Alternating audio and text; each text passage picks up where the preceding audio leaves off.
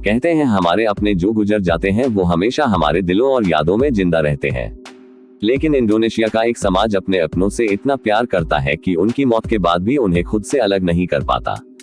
दक्षिण सुलावेसी के पहाड़ों पर रहने वाले तोरजा समाज के लोगों की ये कहानी शायद किसी डरावनी फिल्म जैसी लगे, लेकिन ये उतनी ही सत्य है जितना कि मौत खुद। अपने परिवार के किसी सदस्य की मौत के बाद लोग शव को नहीं दफनाते बल्कि उसे अपने साथ ही रखते हैं। आमतौर पर मृत्यु होने के बाद अंतिम संस्कार जल्द से जल्द कर दिया जाता है, लेकिन तोरजा समाज के लोग मृत्यु के बाद भी शव को शव नहीं मानते। यहाँ शव परिवार का ही हिस्सा होते हैं। शव को घर में वैसे ही रखा जाता है जैसा वो व्यक्ति मृत्यु से पहले था। ये लोग मृतक को बीमार व्यक्ति की तरह मानते हैं, जिसे मकुला कहते हैं।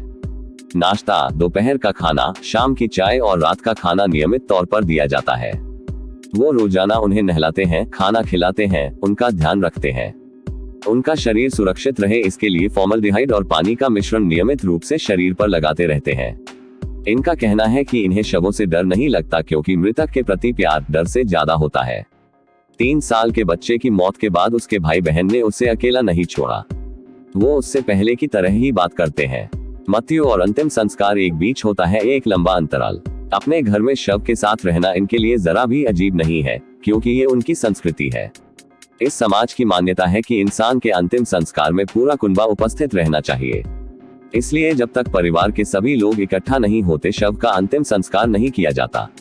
डेबोरा की मृत्यु 73 साल की उम्र में 2009 में हो गई थी। इनका शरीर अब मम्मी बन गया है। जो लोग गरीब होते हैं वो शव को ज्यादा दिन साथ नहीं रख पाते और जल्दी ही अंतिम संस्कार कर देते हैं। मध्यम वर्गीय लोग शव को कुछ महीनों तक साथ रखते हैं और उच्च वर्गीय लोग शव को सालों अपने साथ रखते हैं। शव को साथ रखना पूरी तरह परिवार के सामर्थ्य पर निर्भर करता है। कैसे होता है अंतिम संस्कार? अंतिम संस्कार में पूरा कुनबा शामिल होता है। ये बहुत बड़ा संस्कार माना जाता है और कई दिनों तक चलता है। इसमें भव्य भोज का आयोजन किया जाता है। इस अवसर पर भैंसे की बलि देते हैं। मान्यता के अनुसार जो व्यक्ति मर जाता है उसके साथ भैंसे का होना जरूरी है, क्योंकि मरने के बाद भैंसा ही दूसरी दुनिया तक जाने का माध्यम होता है। इस प्राकृतिक गुफाओं वाले स्थान को टोनकोनन कहा जाता है। शव को दफनाते नहीं बल्कि पहाड़ियों पर बनी प्राकृतिक गुफाओं में उन्हें एक ताबूत में रख दिया जाता है।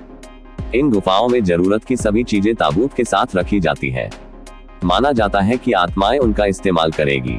अगस्त के महीने में होता है ये संस्कार। शवों को ताबूतों से निकाला जाता है और उस स्थान पर लाया जाता है जहां उनकी मौत हुई थी। 3 साल के बाद शव का रूप बदल जाता है। लोग शव को साफ करते हैं, उनके बाल बनाते हैं और नए कपड़े पहनाते हैं।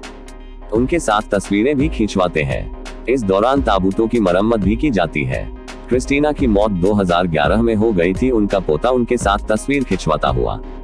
बाद में शवों को ताबूत में रखकर उनके स्थान पर वापस छोड़ दिया जाता है। लकड़ी के ताबूत में शव को वापस टोनकोनन ले जाया जाता है जहां सारे शवों को रखा जाता है। इस समय परिवार के सभी लोग साथ जाते हैं। माना जाता है ऐसा करके लोग मृतकों की आत्माओं का स्वागत करते हैं। ये संस्कार अपने अपनों को याद करने और उनके प्रति प्यार दिखाने का एक तरीका होता है। बच्चों के साथ खाने की चीजें और खिलौने भी रखे जाते हैं।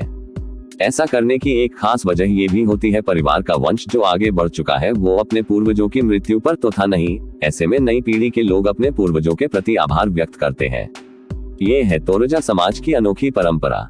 देखा जाए तो ये परंपरा लोगों के दिलों में छुपा प्यार दर्शाती है। ये लोग मोह के इन धागों को मौत के बाद भी नहीं तोड़ पाते और मरने वाले को भी तोड़ने नहीं देते। मौत इनके लिए मौत है ही नहीं। दुनिया के लिए मौत का ये चेहरा भले ही अजीब और डरावना हो, लेकिन इस समाज का यही सत्य है और ये सत्य ही इनकी सभ्यता।